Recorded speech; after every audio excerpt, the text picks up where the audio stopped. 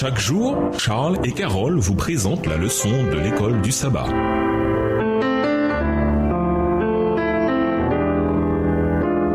Bienvenue à votre émission Dieu nous parle. Nous sommes de vendredi pour aller plus loin. Il en est peu qui soient capables de faire des plans bien définis pour l'avenir. La vie est pleine d'incertitudes.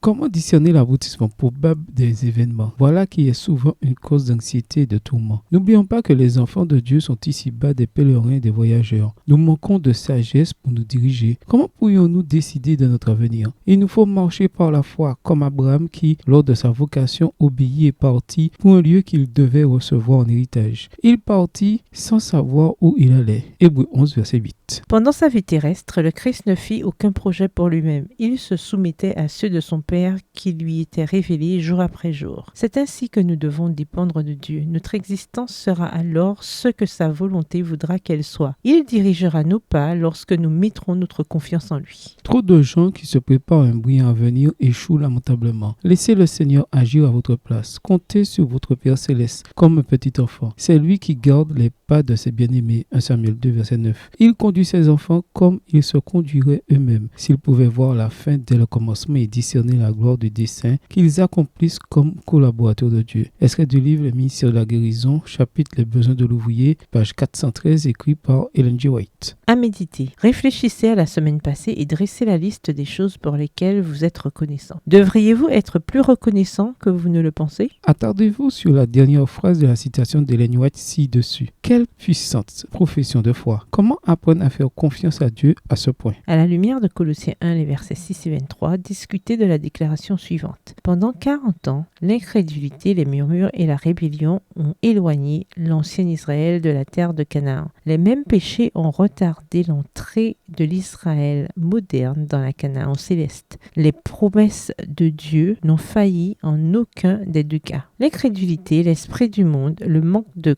consécration et les querelles au sein du peuple qui se réclame de Dieu nous ont retenus en ce monde de péché, de tristesse, dans cette vallée de larmes. Si l'Église de Dieu avait accompli le travail qui lui a été assigné selon l'ordre de Dieu, le monde entier aurait déjà été averti et le Seigneur Jésus serait revenu sur notre terre avec puissance et une grande gloire. Extrait du livre Événements des derniers jours au chapitre 3 à la page 35. Livre écrit par Ellen G. White. Sommes-nous coupables des mêmes choses aujourd'hui? Au revoir. Et à demain si Dieu veut. Dieu nous parle. Chaque jour, Charles et Carole vous présentent la leçon de l'école du sabbat.